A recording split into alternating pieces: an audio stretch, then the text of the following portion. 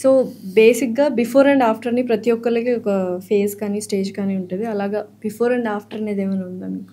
Before after అంటే నేను ఏమీ కాని రోజుల్లో నేను ప్రసాద్ గారు అయిన రోజులకి చాలా తేడా ఉంది. ఏమీ కాని రోజుల్లో హ్యాపీగా ఉండేవాడిని, కానీ ఏమి ఉండేవి కావు. అన్నీ ఉన్న రోజుల్లో హ్యాపీగా లేవు అంతే. అన్నీ ఉన్నాయి, ఇప్పుడు అన్నీ కొనుక్కోగలను, కారు, మంచి ఫ్లాట్లో ఉంటున్నాను, అన్నీ ఉన్నాయి. ఇప్పుడు అమ్మ డబ్బులు కావాలి పంపిస్తున్నా, కానీ మనకు కావాల్సినట్టు ఉండలేకపో. ఎందుకు అంటే దాన్ని సంపాదించుకోవచ్చు కదా, మనకు కావాల్సినట్టు మనం ఉండొచ్చు కదా. అన్ని డబ్బులు ఉన్నాయి, సిచ్యువేషన్స్ ఉన్నాయి, సౌకర్యాలు ఉన్నాయి, ఎవ్రీథింగ్ అవకాశాలు చేతిలో ఉన్నాయి. ఎందుకు అవ్వలేకపోతుంది అది? అంటే సింపుల్ అండి. నేను కృష్ణానగర్ రూమ్లో ఉన్నప్పుడు ఓ బిర్యానీ తినడం కళ. ఎవరైనా ఫ్రెండ్ వచ్చి అరే బిర్యానీకి వెళ్దాంరా అంటే చాలా ఆస్వాదిస్తూ తినేవాళ్ళం. మీరు బిర్యానీ ఆస్వాదించి నిలలేంది. రెగ్యులర్గా బిర్యానీ, రెగ్యులర్గా చికెన్. మన పల్లెటూరులో, మా ఊర్లో, మన అంటే మన అందరికీ వర్తిస్తుందేమో, మా ఊర్లో చికెన్ తెచ్చాము అంటే చుట్టాలు వచ్చినట్టు అర్థం, లేదా చికెన్ వండాము అంటే రోజు ఆదివారం అని అర్థం. చికెన్కి కూడా ఒక నాన్ వెజ్ తిన్న ఒక ప్రియారిటీ ఉండేది. ఇప్పుడు రెగ్యులర్ అయిపోయింది అది. ఇప్పుడు ఆ డబ్బులు ఉన్నాయి అనుకోండి, నేను అన్నం పప్పు ఎందుకు తింటాను? చికెన్ బిర్యానీయో, పిజ్జాయో, బర్గరో ఆర్డర్ పెట్టుకుంటాను. డబ్బులు లేవనుకోండి, రైస్ పెట్టి కుదిరితే కర్రీస్ వండుకుంటా, లేకపోతే తెచ్చుకుంటా, నలుగురు కూర్చొని తింటాం. చికెన్ తెచ్చామంటే పండగే, ఇంకా పెద్ద అట్లా. వాటిలో ఆనందం నాకు ఎక్కువ ఉందనిపించింది. ఎప్పుడు అలా లేదండి. కారులో వెళ్ళి ఒక దాన్ని ఏమంటాం డ్రైవింగ్ దగ్గర ఆగి బిర్యానీ ఒకటి కొనిపెట్టు అది అయిపోయింది. ఇద్దరు కూర్చొని తినేసి అయిపోయినా. ఏముందో నాకు అర్థం కాదు. అంటే కూర్చోవడం కూడా కారులో ఏసీ వేసుకుని, అక్కడ సిట్టింగ్ కూడా ఉండదు. చాలా అద్భుతమైన విషయం అది. బయట కారులో కూర్చోండి సార్ అంటే బైక్లో వచ్చినప్పుడు తినే అర్హత లేదని అర్థం. నాకు అర్థం కలవు. సో ఇవన్నీ ఇప్పుడు రోడ్డు మీద అంత వెచ్చలుడికి వెళ్ళే పరిస్థితి లేదు. పొరపాటున వెళ్ళాను, స్మోక్ చేసాం, ప్రసాద్ స్మోక్ చేస్తున్నాడు, అట్లా ఉంటుంది. ఇంతకుముందు వైన్ షాప్కి వెళ్తే అన్న అది కదా అన్న ఆ బీరన్, అది కదా ఆ బీరన్ అనేవాళ్ళం.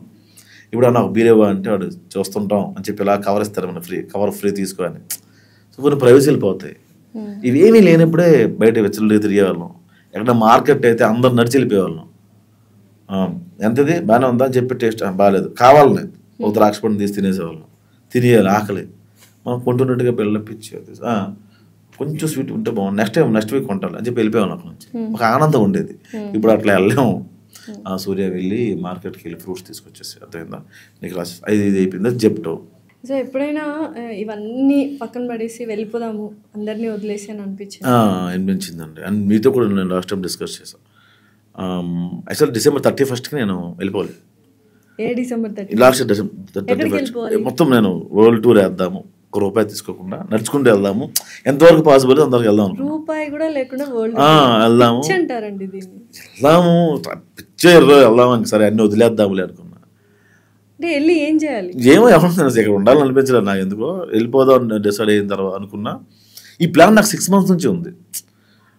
పెళ్లివారం అంటే అప్పటి నుంచే నాకు ఇది ఉంది. పెళ్లివారం అంటే అప్పుడు ప్లాన్ ఉండే, మొత్తం ఈ కెరియర్ అన్ని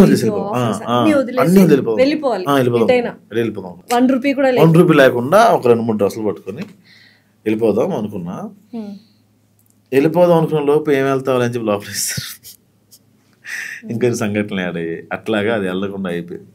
ఒక రిమార్క్ ఉంది కదా ఇవన్నీ. ఇప్పుడు లైఫ్ లో అంటే ఇప్పుడు వెళ్ళిపోవచ్చు కానీ పాస్పోర్ట్ అవ్వదని ఆపేశారు. అందుకని మీకు ₹1 కూడా లేకుండా వెళ్ళారంటే ఇప్పుడు పాస్పోర్ట్ తీసుకొని వెళ్దాం అంటే వేరే కంట్రీ దాటాలంటే పాస్పోర్ట్ చూపించాలి కదా. మరి ₹1 కూడా లేకపోతే ఎట్లా మరి అప్పుడు ఖర్చులకి అంటే ఇది ఎక్కడో చదివానండి నేను. అదేంటంటే ఇప్పుడు మనకు ఆకలి వేస్తుంది అనుకోండి, ఎక్కడైనా పని చేస్తే ఎక్కడో ఒక బైక్ రైడర్ ఆయన పెట్రోల్ కావాలంటే ఆ రోజంతా పెట్రోల్ బంక్లో పనిచేస్తే ట్యాంక్ ఫిల్ చేస్తారు వాళ్ళు. ఆయన ఇంకో వెళ్ళేవాడు, జర్నీ చేసేవాడు. ఆకలి వేస్తే హోటల్లో పని చేసేవాడు, తినేసి వెళ్ళిపోయేవాడు. సో పని చేసి బ్రతుకుతూ అలా వెళ్ళేవాడు ఆయన. బిచ్చగాడి సినిమా కాన్సెప్ట్ అదే కదా. ఏ రోజు డబ్బులు ఆ రోజు హుండీలు వేసేయాలి, మళ్ళీ మొదటి రూపాయి నుంచి నువ్వు అట్లా చేద్దాం అనుకుంటే. నిజంగా అనుకున్నారా? జస్ట్ లైక్ చెయ్యాలి అన్న ఫీల్ ఉండిందా లేకపోతే? నేను నిజంగా ప్రిపేర్ అయిపోయాను. అన్నిటికీ ప్రిపేర్ అయ్యాను నేను. బట్ లాస్ట్ మినిట్లో అది దెబ్బ కొట్టింది.